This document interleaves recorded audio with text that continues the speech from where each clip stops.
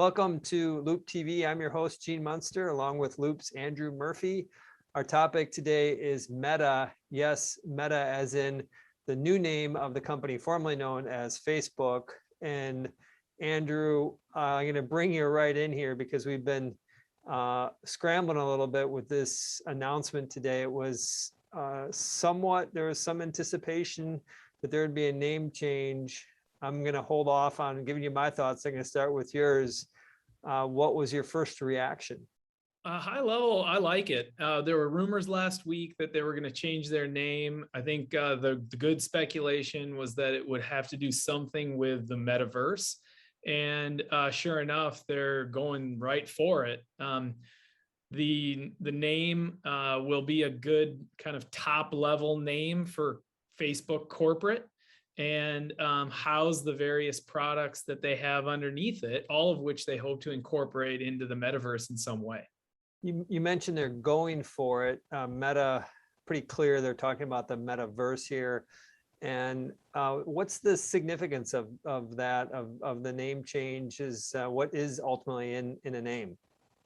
Well, I flip it back to you. I read a tweet that you just published describing the name as a strategic name change versus Alphabet, for example, which is purposefully ambiguous. I would love to hear from you why you see this as strategic and maybe what a comparable name change would be in big tech. Well, I think it is strategic. It surprised me that they're going this hard after it because you're putting a stake in the ground that says the metaverse is going to be all that matters. And if it is because it is such a clear connection. And so I think that this is strategic. I think that it does outpace what Alphabet did, which was a drifting rebranding, similar in my view to what happened when Apple Computer became Apple. I think there was some level of direction and strategy embedded in that rebranding, that name change. And so I think this is a huge deal. It is worth noting that Loup is an investor in Facebook. And so, this is a huge deal in the sense that I think that it really sets a tone ultimately to where the company is going to go over the next 5+ years.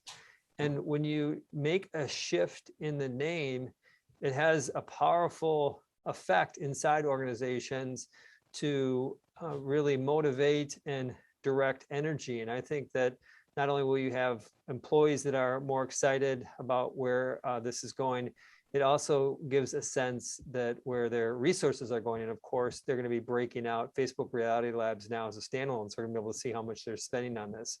So to me, I think it's a big deal. I think that the market hasn't fully captured how significant this is. And I think it ultimately begs the question, where do you see Facebook's role in the metaverse? So I'll turn it to you, Andrew. Where do you think they're going to be going with all this?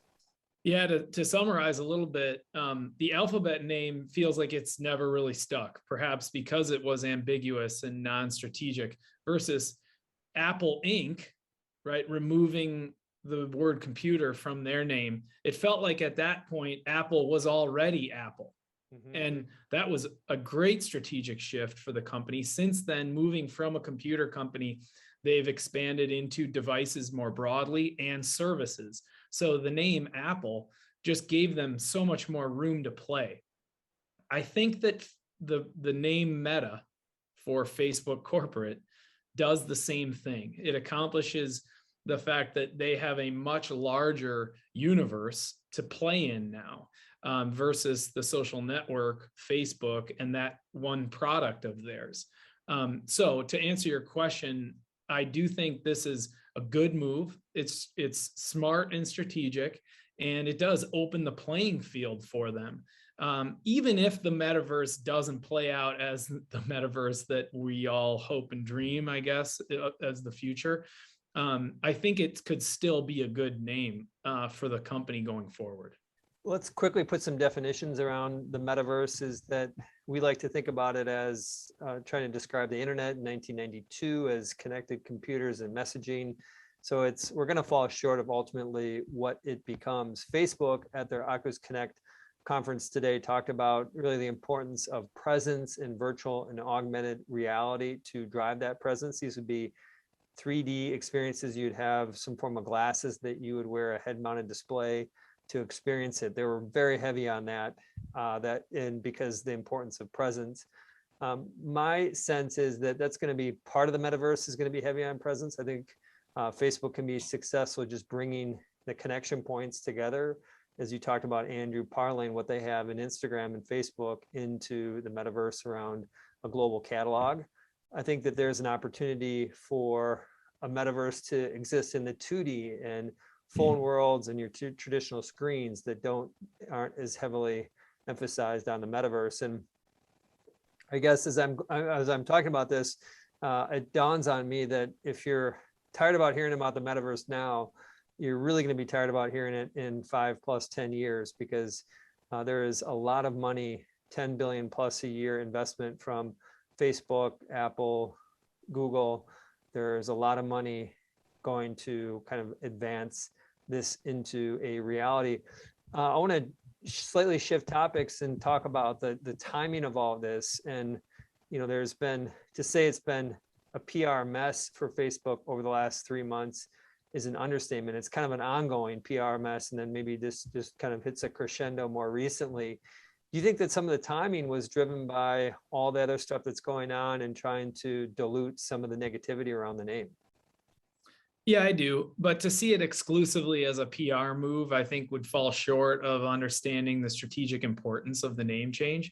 I think that more than anything, this is a flag in the ground on the importance of the metaverse and Facebook becoming the metaverse company. Well, no metaverse conversation can be complete unless I remind people that I am old. I'm 50. I do not intend, today I don't spend time in virtual universes. I will for sure try all these out.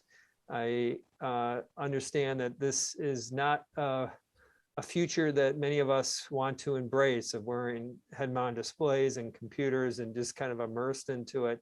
It's a future that I'm not particularly excited about, but I do think that that's the momentum. There are, as we talked about, investments going in here at a high scale that is going to promote this and build these platforms. And maybe said, like it or not, it's coming. The metaverse is coming. Yeah, if it's already coming, it's already happening. Think of how often you use Zoom for meetings versus the amount of times you did before the pandemic, right? We're already spending so much more time than we did before online. And that is the early breadcrumb leading us towards the metaverse.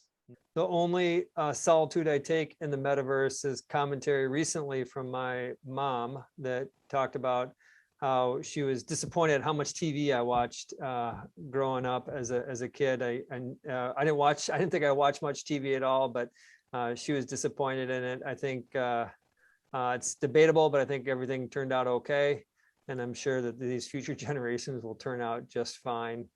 We'll leave it there. On behalf of Andrew, the company formerly known as Facebook, now Meta, and Gene and Loup TV, bye for now.